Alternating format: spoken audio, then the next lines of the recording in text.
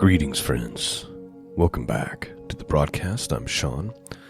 Today, we are looking to start our week with some wisdom, some encouragement from the Psalms and from the Proverbs. We're looking at Psalms 70 and 71 this morning, along with Proverbs chapter 16. Now, Psalm 70 is only 5 verses. And if I were to give this psalm a title, it would be, "Oh God, please hurry." God, please hurry. Many of us can relate to that prayer, right? Like, please don't hold off any longer. Like, I need you to come through right now. I'm out of time.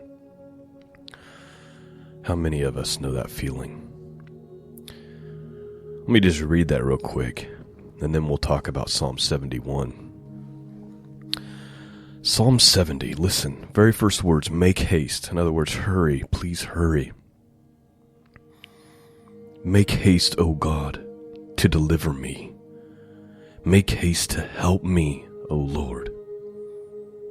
Let them be ashamed and confounded that seek after my soul. Let them be turned backward and put to confusion that desire my hurt. Let them be turned back for a reward for their shame that say, Aha. Let all those that seek thee rejoice and be glad in thee. And let such as love thy salvation say continually, Let God be magnified. But I am poor and needy. Make haste unto me, O God, thou art my helper and deliverer, O God. O Lord, make no tarrying. Over and over, he's saying, please hurry, please hurry, please hurry. And then even the last verse is, please don't tarry. Please don't delay any longer. It's a tough place to be, and we've all been there, where everything's coming undone. And really, it's already too late, right? Like, the thing we were hoping God was going to come through is already, that's already passed. Like, we're really in trouble.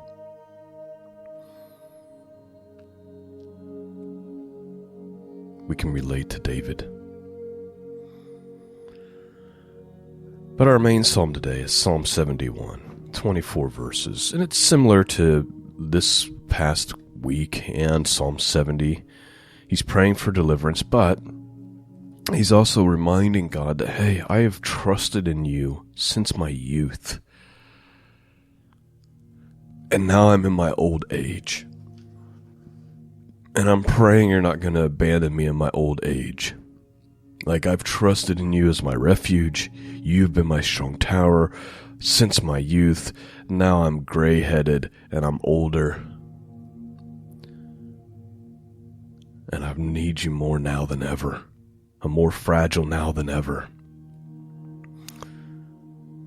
I'm going to actually start today by reading Matthew Henry commentary about Psalm 71. So I'm going to read this little paragraph from him to set the stage. He says, David prays that he might never be made ashamed of dependence upon God. With this petition, every true believer may come boldly to the throne of grace. The gracious care of divine providence in our birth and in our infancy should engage us to early piety. He that was our help from our birth ought to be our hope from our youth. Let none expect ease or comfort from the world. Those who love the Lord often are hated and persecuted. Men wondered at further principles and conduct. But the Lord has been their strong refuge. The faithful servants of God may be assured that he will not cast them off in old age, nor forsake them when their strength fails. There's one more sentence. Well, I'm just going to reread a sentence because I feel like it really hits home.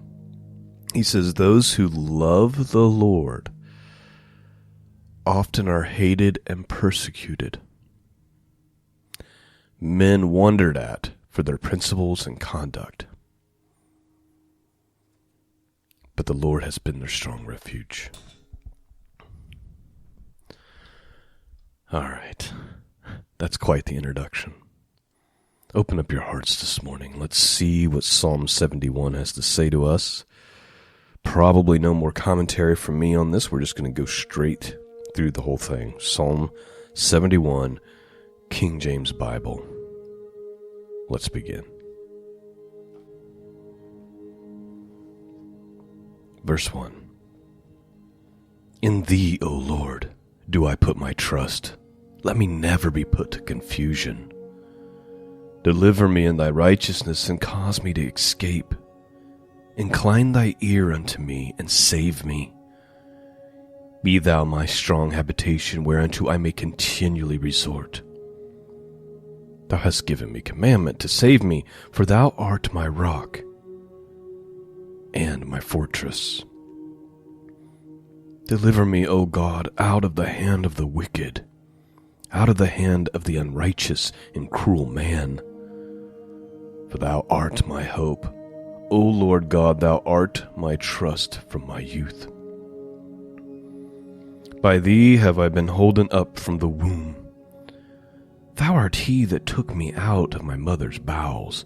My praise shall be continually of thee. I am as a wanderer unto many, but thou art my strong refuge.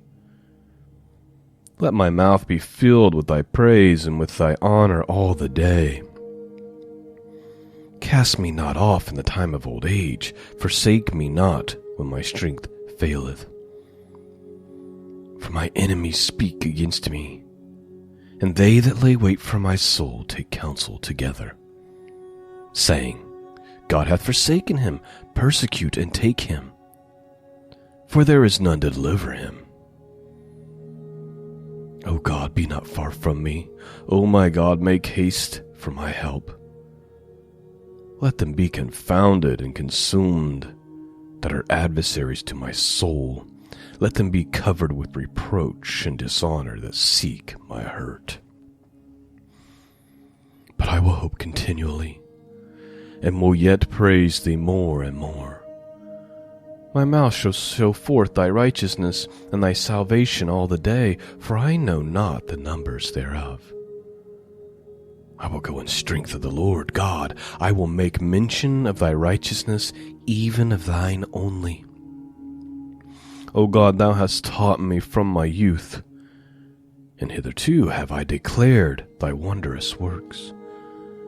Now also when I am old and gray-headed, O God, forsake me not, until I have showed thy strength unto this generation, and thy power to every one that is come. Thy righteousness also, O God, is very high. Who has done great things, O God? Who is like unto thee? Thou which hast showed me great and sore trouble shall quicken me again, and shall bring me up from the depths of the earth.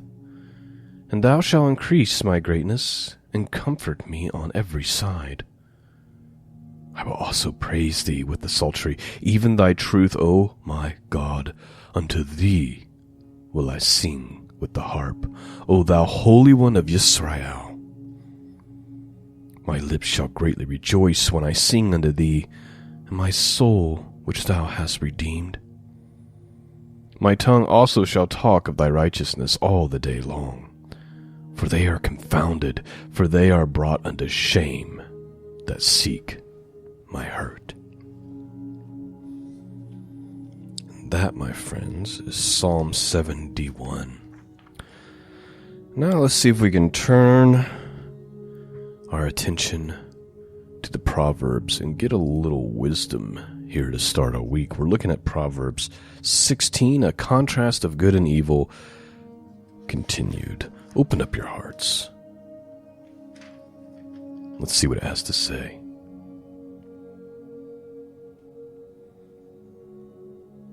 Verse 1. The preparations of the heart in men, and the answer of the tongue is from the Lord.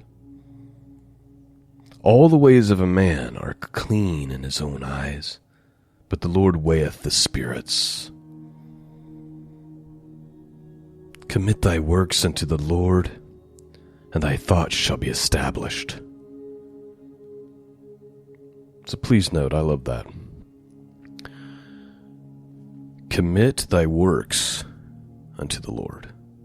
Like, make him and working for him and doing his will your priority. And then the promise here is that all thy thoughts shall be established. In other words, like when you're working for God, it's really hard to be distracted by evil, right? Continuing on. The Lord hath made all things for himself, yea, even the wicked for the day of evil. Everyone that is proud in heart is an abomination to the Lord. Though hand join in hand, he shall not be unpunished. By mercy and truth iniquity is purged, and by the fear of the Lord men depart from evil. Please note, by the fear of the Lord men depart from evil. This is just a huge issue in our day, I feel like, amongst Christians. I'm specifically talking about the people of God. They have no true fear of the Lord. This is why they don't ever really turn away from sin. Part of it is because many churches and teachers and preachers pervert the grace of God, right? And they've made people too uncomfortable in their sinful behavior. Part of it is they don't actually devote themselves to the Lord. Right? Like, because we just read in verse 3, when you commit yourself to God, he transforms your thoughts. And your priorities become about the things of him. When there's no fear of God, there's no fleeing from sin.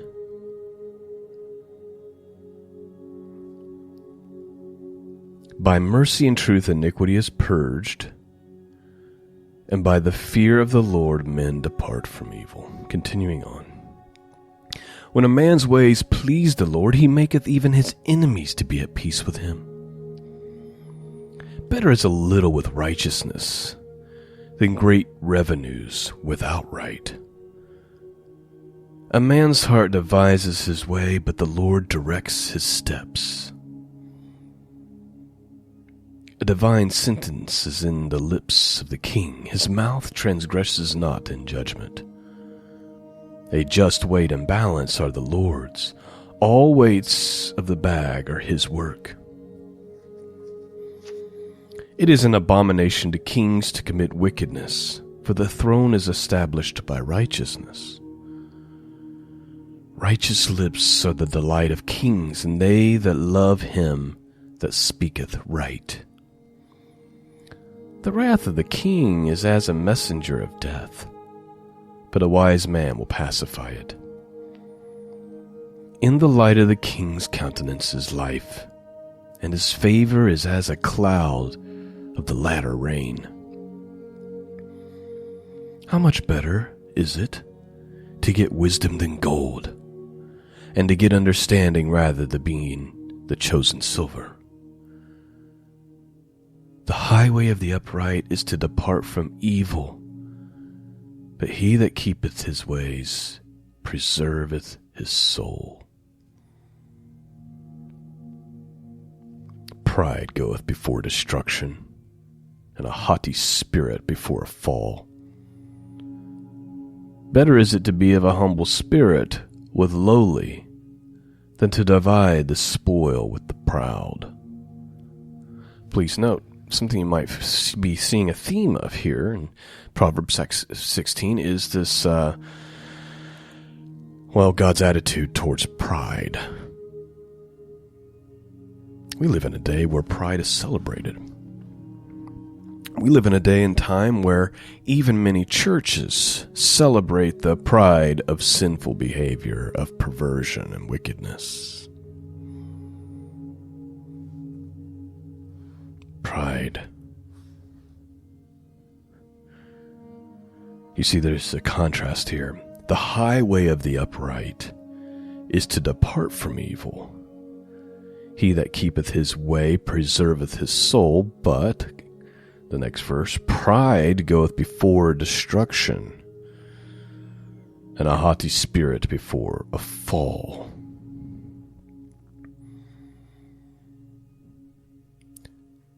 He that handleth a matter wisely shall find good, and whoso trusteth in the Lord, happy is he. The wise in heart shall be called prudent, and the sweetness of the lips increases learning. Understanding is a wellspring of life unto him that hath it, but the instruction of fools is folly. The heart of the wise teacheth his mouth, and abideth learning to his lips. Pleasant words are as a honeycomb, sweet to the soul, and health to the bones. There is a way that seemeth right unto a man, but the end thereof are the ways of death. He that laboureth, laboureth for himself, for his mouth craveth it of him.